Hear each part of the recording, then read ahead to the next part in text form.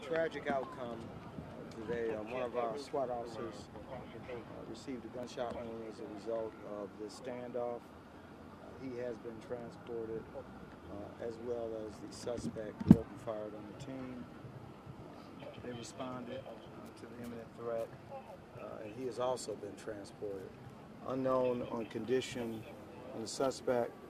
At this point, no condition on the officer, but I believe, based on my conversations with the officer, he'll be fine. We originally heard that he was hit with shrapnel. Now we actually did take a round. Shrapnel round, he was shot. And where was he hit exactly? In the face. But he was alert and talking to you.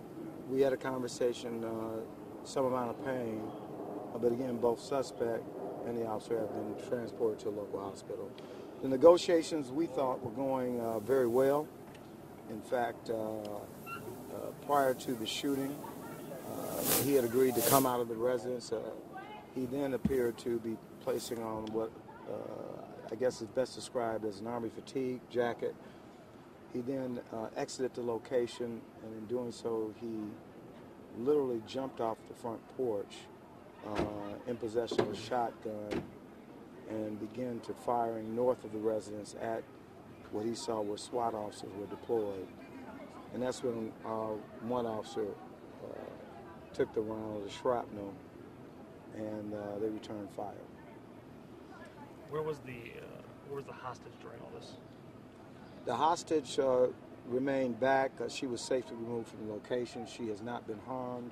In fact, in addition to the shotgun that the suspect was in possession of, he was also in possession of a pistol. And as I reported earlier, there were several times throughout the negotiation that he had came to the front door or window, clearly armed with a shotgun and a pistol. Just learned that the suspect was pronounced by the hospital. There's a lot to go over, obviously, but in your initial analysis, was there a point where police could have done anything differently, or was this, this guy forced your hand? There was restraint shown throughout this entire standoff. It was tense from the beginning.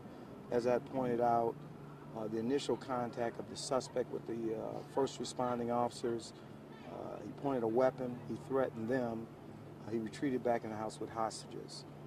Again, we believe that during different phases of the negotiation that we were making some wins, and at some point the suspect had decided that he was going to engage the officers. We have since learned that he may possibly suffering from mental illness, so we're evaluating. We're still very early in the investigation, but certainly there was a great deal of restraint. The officers, initial responding officers, were concerned about the safety of the children and the hostages. Certainly the SWAT team, when they got on scene and took over the perimeter around the home, equally as concerned, and was having an active conversation with the suspect. Just so I understand, the hostage, was she already removed from the home and was in your care by the time? No, she was not. So she was back inside the house? She was, well, she didn't come out when he exited the residence. She did not exit out prior to. So we were concerned about her safety. We saw some movement. We couldn't initially verify whether or not she was safe. That was during the conversation. And he indicated that no one inside was harmed. He did tell us that at some point during the negotiation. Chief, can you back up from the beginning? We were obviously new on the scene. Tell us how it all transpired. It was around 7:30 this morning. Well, I really need to get to the hospital to visit with the officer. But just say it was a domestic situation that initiated over on Freeland, a shots fired call. Officers responded and learned that the suspect, who was the son-in-law of the woman in the house who we initially thought was shot, but apparently she was injured from breaking glass. He had shot into the home. The officers responded to the location where the suspect barricaded with family, and the rest, we've been through. And the next step is just making sure your officer's okay? Well, I've already had a conversation, talking to the special response team, make sure they're fine. also having conversation with the family members of the hostage and the hostages. Your officer that was injured, a veteran of the force, can you tell us how long he's been with? I don't want to go into those details at this point. We're still very early, and I want to get to the rest of the investigation and the care of the officers. So thank you. Thanks, Chief. Okay.